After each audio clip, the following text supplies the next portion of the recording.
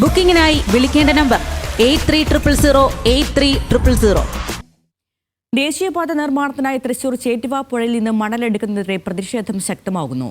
6 മാസത്തിനിടയിൽ പുഴയിൽ നിന്ന് വൻതോതിൽ ഖനനം ചെയ്തുവെന്നും ഇതിനാൽ ഗുരുതര പരിസ്ഥിതി പ്രശ്നങ്ങൾ നേരിടുന്നു എന്നുമാണ് പരാതി.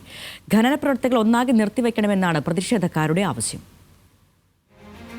ദേശീയപാത നിർമ്മാണത്തിന്റെ പേരിൽ മാസങ്ങളായുള്ള മണ്ണെടുപ്പിനെ തുടർന്ന് ചേറ്റുവ പുഴയുടെ തീരത്ത് വൻതോതിലാണ് തീരം ഇടിഞ്ഞിട്ടുള്ളത്. കര ഇടിഞ്ഞു താണതോടെ പ്രദേശത്തെ നിരവധി വീടുകൾക്കും സ്ഥാപനങ്ങൾക്കും ബലക്ഷയം സംഭവിച്ചു. പ്രശ്നങ്ങൾ ചൂണ്ടിക്കാട്ടി പ്രദേശവാസികൾ പരാതി അറിയിച്ചെങ്കിലും അധികൃതർ ചെവികൊള്ളാൻ തയ്യാറായില്ലെന്നാണ് ആരോപണം.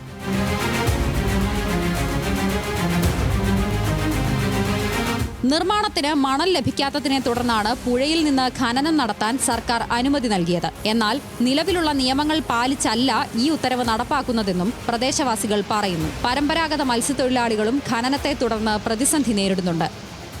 സാമൂഹ്യമായും പാരിസ്ഥിതികമായും സാമ്പത്തികമായും തൊഴിൽപരമായിട്ടുണ്ടായിട്ടുള്ള ആഘാതം ഭീകരമാണ്.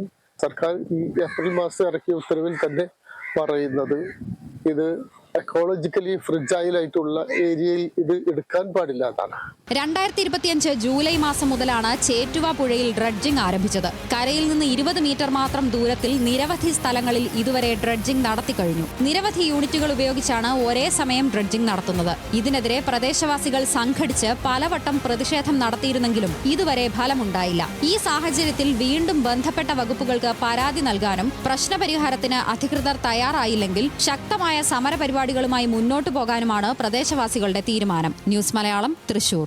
ബുക്കിംഗിനായി വിളിക്കേണ്ട നമ്പർ 8300083000.